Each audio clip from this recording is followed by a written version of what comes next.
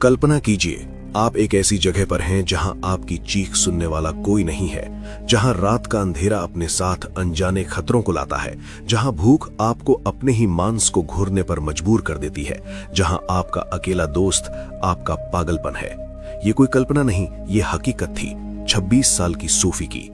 456 दिन, एक लड़की, एक वीरान टापू और हजारों खूनी रातें। आज आप देखेंगे कि कैसे एक आम लड़की 456 दिन तक जिंदा रहकर मौत को मात दी। ये कहानी कमजोर दिल वालों के लिए नहीं है, क्योंकि ये कहानी आपको तोड़कर रख देगी। सूख कर कांटा हो जाता, वो सुबह पत्तों पर जमी ओस की बूंदों को चाटकर अपनी प्यास बुझाती। रातें सबसे ज्यादा खौफनाक थीं।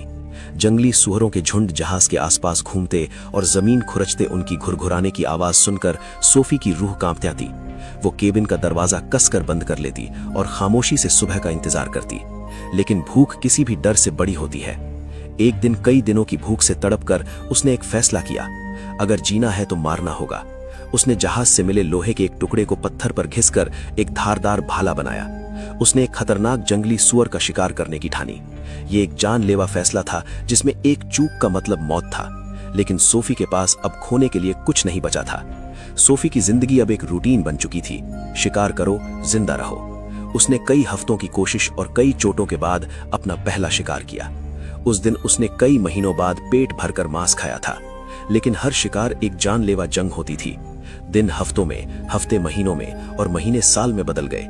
सोफी ने दीवार पर 365 निशान पूरे कर लिए थे। 1 साल बीत चुका था। शहर की वो नाजुक लड़की अब पूरी तरह से एक जंगली योद्धा बन चुकी थी। उसने सुअरों की खाल से अपने लिए मजबूत लिबास बना लिया था। अकेलेपन से लड़ने के लिए उसने बांस से एक छोटी सी बांसुरी बना ली थी।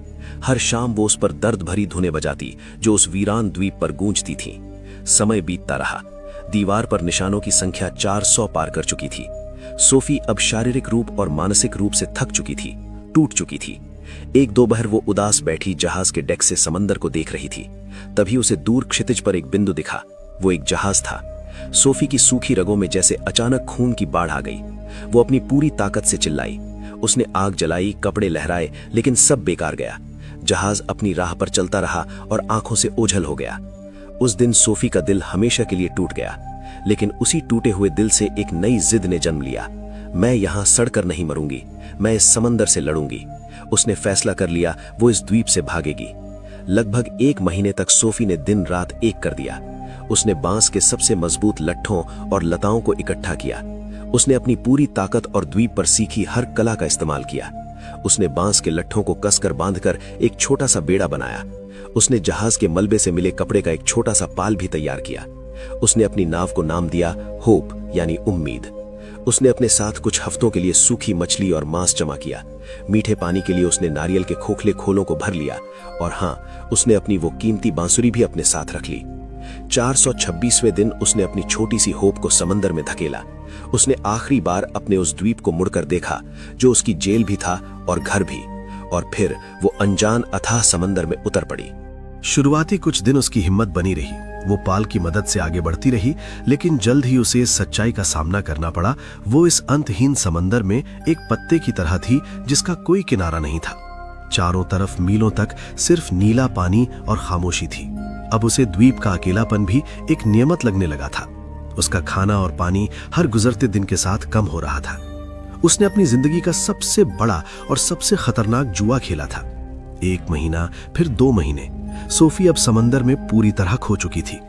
लगभग 450 दिन अकेले लड़ते लड़ते वो अब अपने अंत के करीब थी।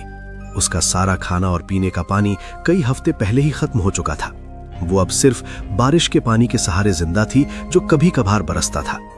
दिन का जलता हुआ सूरज उसका सबसे बड़ा दुश्मन था। उसकी त्वचा झुलसकर काली पड़ गई थी और जगह जगह से फट गई थी। नमक वाले पानी और हवा ने उसके शरीर पर अनगिनत जख्म दे दिए थे। वो भूख से इतनी कमजोर हो गई थी कि अब हिलना भी मुमकिन नहीं था। उसका शरीर सूख कर लकड़ी के एक ढांचे जैसा रह गया था। उसे अब अक्सर मतिभ्रम होने लगे थे। उसे आवाजें सुनाई देती थीं। उसे लगता था कि माया और लियाम उसे नाव से पुकार रहे हैं। कई बार बड़ी बड़ी शार्क मछलियां उसकी नाव के आसपास मंडराती थीं, लेकिन अब उसे डर भी नहीं लगता था। उसने खुद को मौत के हवाले कर दिया था। वो बस अपनी नाव पर बेहोश सी पड़ी रहती, अपनी आखिरी सांस का इंतजार करती। उसने जिंदगी की हर जंग लड़ी थी, लेकिन अब वो ये जंग हार चुकी थी। उसकी हिम्मत ने जवाब दे दिया था, शरीर ने साथ छोड़ दिया था। उसकी कहानी का अंत अब बस कुछ ही घंटों की दूरी पर था।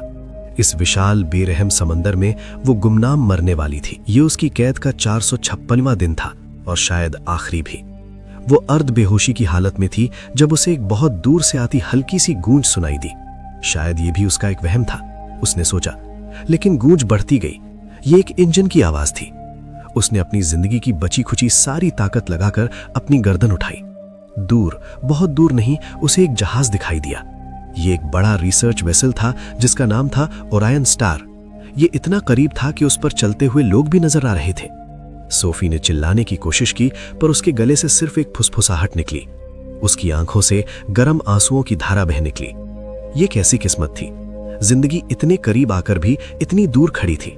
तभी उसकी नजर अपनी गोद में पड़ी उस बांसुरी पर गई। उसके दिमाग में जैसे बिजली कौंधी। मेरी बांसुरी। उसने कांपते हुए टूटे हुए हाथों से उसे उठाया, अपने फटे हुए होठों पर रखा और अपनी आखिरी सांसों की ताकत से उसमें फूंक मारी। एक बहुत ही कमजोर, टूटी फूटी, दर्द और उम्मीद से भरी एक धुन निकली और ओरायन स्टार के डेक पर एक अफसर शांति से समंदर को देख रहा था। तभी उसे हवा के साथ आई वो अजीब, दर्द भरी और नामुमकिन सी धुन सुनाई दी। उसने हैरानी से अपने साथी से पूछा, तुमने वो सुना, जैसे कोई रो रहा हो? उन्होंने दूरबीन से उस दिशा में देखा और उन्हें वो छोटा सा बेड़ा दिखा। पानी में कोई है। जहाज का सायरन बज उठा। जब बचाव दल उस तक पहुंचा, सोफी बेहोश हो चुकी थी, लेकिन उसकी उंगलियों ने अपनी उस बांसुरी को कसकर पकड़ रखा था। उसे एक धुन में उसे मौत के मुंह से वापस खींच लिया था। उसने अपनी हिम्मत और उस बांसुरी की धुन पर मौत को भी हरा दिया। सोफी की ये अविश्वसनीय कहानी अगर आपके दिल तक पहुंची हो तो इस वीडियो को एक लाइक जरूर दें और कमेंट्स में लिखकर बताएं कि इस कहानी के किस हिस्से ने आपके रोंगटे खड़े कर दिए। ऐसी ही और हैरान कर देने वाली कहानियों के लिए मेरे चैनल को अभी सब्सक्राइब करें। मिलते हैं अगली कहानी में। बहुत बहुत धन्यवाद।